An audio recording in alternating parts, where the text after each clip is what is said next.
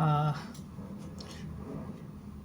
इतने सारे पढ़ने के बाद एक बात साफ होगी कि इंसान भाग तो रहे सुख के पीछे, पर सुख तो मिलेगा नहीं, सिर्फ आशाएं मिलते हैं। आज तक किसी को भी सुख मिला नहीं, क्योंकि सुख है नहीं। सुख भी तनाव है, दुख भी तनाव है, सिर्फ आनंद तनाव नहीं है। तो आनंद किसको कहते हैं? आनंद जो साक्षी भाव हो। ओशो जी शुरू से बताते हैं, जैसे कि शरीर के बारे में बताते हैं, फिर मन के बारे में बताते, फिर भाव के बारे में बताते, अर्थात शरीर शुद्धि, मन शुद्धि, भाव शुद्धि, शरीर शून्य, मन शून्य अर्थात विचार शून्य, उसके बाद भाव शून्य, ऐसे बताते हैं। इतने सारे बातों में सिर्फ एक बात बहुत अच्छी मेरे को लगी, और यही सत्य है, और यही एक मार्ग है आदमी को आनंद की प्राप्त करने की, वो है साक्षी भाव। तो साक्षी भाव किसे कहते हैं? तो साक्षी भाव एक अवस्था है जब आप अपने शरीर से एक दूरी बना लेते हो। जैसे प्याज की छिलका होते हैं, उसे जी बताते हैं, वो निकालते जाए निकालते जाए निकालते जाओ, वैसे हमारे शरीर है। हम उससे दूरी बनाएंगे तो हमें शरीर से जो तादात्म्य है, जो जुड़ाव है, वो टूटेगा। ठीक है, जब ये टूटेगा, सबसे पहले तो ये शरीर से हमें जुड़ाव तोड़ना बहुत ज़रूरी है, क्योंकि हम शरीर नहीं है।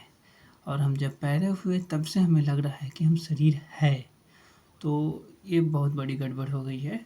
शरीर को जब हम समझ लेंगे कि शरीर नहीं, तो हमारे 60-70% काम हो गया। उसके बाद मन पर आएंगे, तो बताते हैं जैसे कि तुम्हें मानो साधना करना है तो पहले कूद फान करो। तुम्हें कुछ भी शुरू करने, शरीर की जब शुद्धि करना है तो पहले कूद फान करो, ताकि जो ग्रंथियाँ रुक गई है, जब तुम क्रोध करना चाहते थे पर क्रोध नहीं कर पाए, और भी कुछ ऐसी चीज़ था जिसके वजह से वो ग्रंथियाँ रुक गई, तुम्हारे भावना रुक गए, पर तुम वो कर नहीं पाए। तो इसीलिए 10 मिनट हो, 15 मिनट हो, तुम कूदो फानो, कहीं दौड़ आओ, कुछ भी करो, पर अपने शरीर को शुद्धि के लिए थोड़ा सा समय दे दो। वो विचार के बारे में बताते थे, साक्षी का विचार माने क्या, जैसे शरीर के विचार माने क्या, शरीर के साक्षी माने, दृष्टा माने मैं शरीर नहीं हूँ। जैसे ये मेरे हाथ है, ये हाथ नहीं हूँ, मेरे पैर है, ये मैं नहीं हूँ।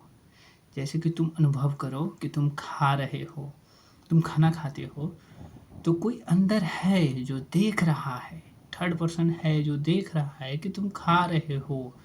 वो तुम नहीं हो, जो देख रहा है वो है, जो मनोतीत है, जो मन जो सोचता है, वो सोचने के पीछे जो है वो मैं है, वो तुम हो, वही परमात्मा है, वही अप्रमाद है। उसी को महावीर जी कैवल्य कहते हैं। तो साक्षी भाव जब मन पे आते हैं तो वो कहते हैं कि निर्विचार की अवस्था, विचार शून्य नहीं, विचारहीन नहीं, विचार शून्य। जैसे कि आप बस देखते हो, जैसे नदी के बहाव है, बह रहे, आ रहे, जा रहे, आपके अंदर भी विचार आते हैं जाते हैं, पर आप उसकी परवाह नहीं करेंगे, आप कोई प्रतिक्रिया नहीं देंगे। यही साक्षी भाव है, बस आप देखते रहेंगे। इसीलिए इसे दृष्टा कहते हैं, और हमारे शास्त्र को दर्शन कहते हैं। हम दार्शनिक नहीं कहते हैं, हम दृष्टा कहते हैं, ऐसे बताते हैं। तो मन तो अंधा है, वो मूर्छा है, ये जितने भी शास्त्र है, चाहे जितने भी आध्यात्मिक बातें, सिर्फ और सिर्फ मन की हटाने की बात है। ये जैसे कि आप बात करेंगे कि बंधन, बंधन तो है ही नहीं, तो आप बंधोगे कैसे? तो क्या है बंधन? तो जब आप जाग जाओगे, जब आपके अंदर जागरण आ जाएगा, जब आप साफ साफ देख लोगे कि बंधन नहीं है, तो आप मुक्त हो जाओगे। बस यही तो है, हमें बस दृष्टा ही तो बनाते हैं, हमें सृष्टा ही तो बनाते हैं हमारे शास्त्र, ताकि जो जन्मों जन्मों से हमें दुख है, वो दुख से हमें छुटकारा मिल जाए। अष्टावक्र जी तो वही तो सिखाते हैं जनक जी के, कि न सुख है न दुख है, न तू कभी पाप किया है, न तो अभी तू कभी पुण्य किया है, तू तो सिर्फ एक परमात्मा शुद्ध चैतन्य है, तू बस खुद को भूल गया है। ऐसे बताते हैं। जैसे साक्षी भाव क्या है? ये ध्यान है। साक्षी भाव मन के हिस्सा नहीं है, ये ध्यान है। इसमें न राम होते हैं न दुकान होते हैं, बस आप देख रहे हैं एज थर्ड पर्सन, आप विटनेस है, बस आप देख रहे हैं। इसमें आपका स्व का बोध हो जाता है।